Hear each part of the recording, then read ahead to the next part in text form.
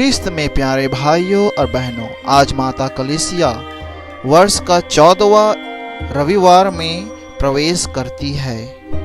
हम जानते हैं कि जब हम ईश्वर को अपने पिता स्वीकार करते हैं और उसकी इच्छा तथा योजना के अनुसार जीवन बिताते हैं, तब हम उसके वरदानों और कृपादानों को प्राप्त करने के योग्य होते हैं।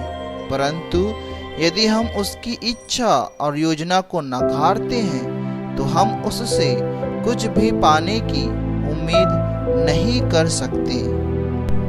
आज के सुसमाचार में हम पाते हैं कि लोग यीशु की बातों को सुनकर चकित तो हुए, पर उनका विश्वास ईश्वर पर मजबूत नहीं हुआ।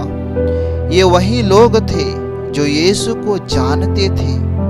वे यीशु के गांव घर के लोग ही थे। गांव वालों ने न केवल यीशु की बातों पर नहीं ध्यान दिया, परंतु उन्होंने उसकी हंसी उड़ाई और कहा कि वे यीशु के पूरे खानदान को जानते हैं। उन्हें उसकी बातों पर कोई विश्वास नहीं हुआ। ईश्वर अपनी बातों को बतलाने के लिए व्यक्ति का सहारा लेते हैं, चाहे वे छोटे हो या बड़े, बीमार हो या कमजोर, धनी हो या गरीब, शिक्षित हो या अशिक्षित। उन अच्छी बातों को जो कमजोर वर्ग के लोगों की ओर से आती हो या जिन्हें हम समाज में कमजोर समझते हैं, उनकी ओर से आती हो, तो हम उनसे नज़रअंदाज कर देते हैं या हम उसका परिहास करते हैं। हम में इतनी नम्रता नहीं है कि उनसे मिलने वाली शिक्षा को ग्रहण कर सके।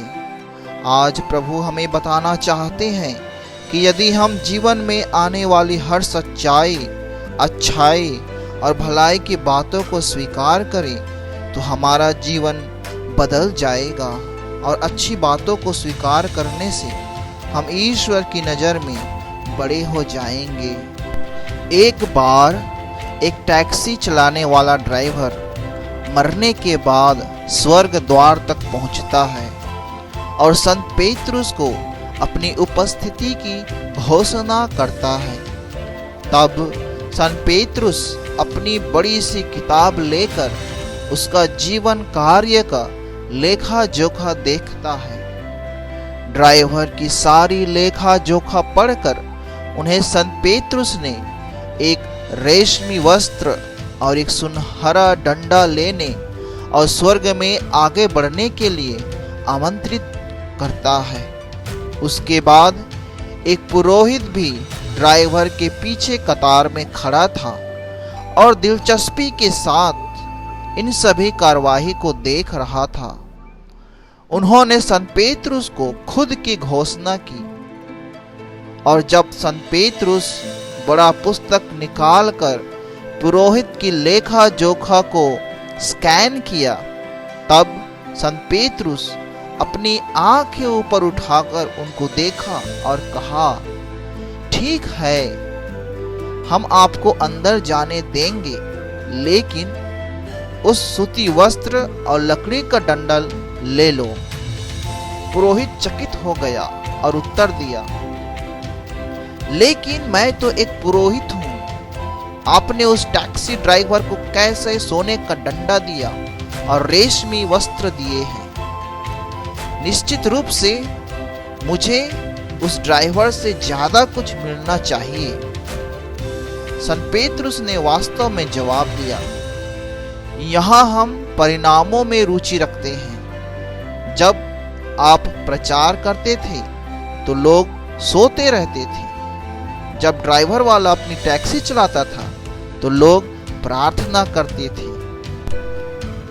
ख्रिस्त में प्यारे भाइयों और बहनों, यहाँ प्रभु हमें एक और बात बतलाना चाहते हैं। जब हम सुसमाचार का प्रचार अपने लोगों के बीच में करते हैं तो यह कार्य और भी कठिन हो जाता है। कई बार जब हम प्रभु की बातों को गैरों को बताते हैं तो वे इसे आसानी से समझ जाते हैं, पर जब हम इसे अपनों को, अपने परिजनों को या अपने जात कुटुंब को बताते हैं तो वे इसे समझने से इनकार कर ही देते हैं। कई बार तो वे हमारी बातों को हंसी में उड़ा देते हैं। आज प्रभु बतलाते हैं, जब हम प्रभु के मार्ग पर चल रहे हैं और लोग हमारी हंसी उड़ा रहे हैं तो हम घबराए नहीं। आज के सुसमाचार में प्रभु ने स्पष्ट कर दिया कि अपने गांव में नबी का आदर नहीं होता। आपने लोगों को ऐसा कहते नहीं सुना होगा कि मैं अन्य लोगों को समझाता हूँ तो वे मेरी बातों को समझ जाते हैं, उनका जीवन बदल जाता है, परंतु मैं अपने घर के लोगों को समझा नहीं पाता हूँ। हमने यह भी सुना है, दिया तले अंधेरा, अर्थात दिया का प्रकाश चारों ओर फैल जाता है, पर दिया के नीचे हमेशा ही अंधेरा ही छाया रहता है। हम लोगों ने यह भी सुना होगा, घर की मुर्गी दाल बराबर। बाहर के लोग मेरे पास सलाह लेने के लिए आते हैं, पर हमारे अपने मुझसे कोई लाभ नहीं उठा रहे हैं। कुल मिलाकर बात यही है कि जब कोई ईश्वरीय बात या संदेश हमारे जीवन में अपने लोगों के द्वारा आती है तो हम उसे नज़रअंदाज करने में कोई देर नहीं करते हैं। कई बार तो हम उस व्यक्ति के पारिवारिक दोषों को इंगित कर उसकी हंसी उड़ाते हैं। आज हमारे लिए प्रभु के दो स्पष्ट संदेश हैं कि हम अच्छाई और सच्चाई को स्वीकार करें, चाहे ये जहाँ कहीं से भी आया हो। दूसरी बात कि जब हम प्रभु के वचन के प्रचारक बनते हैं तो इस बात से न घबराएं कि लोग मेरी बात को सुनेंगे या नहीं। हम इस बात से भी विचलित ना हो कि हमारे अपने लोग हमारी बातों पर ध्यान नहीं दे रहे हैं। हम सदा इस बात को ध्यान में रखें कि अपने लोगों के बीच नबी का कोई आदर नहीं होता, पर हाँ, नबी को ईश्वर के राज्य में पूरा सम्मान दिया जाएगा। नबी को ईश्वर के राज्य में पूरा आदर दिया जाएगा। हमारे लिए इससे बड़ी बात और हो ही क्या सकती है कि हम ईश्वर की नज़रों में महान बन जाएंगे।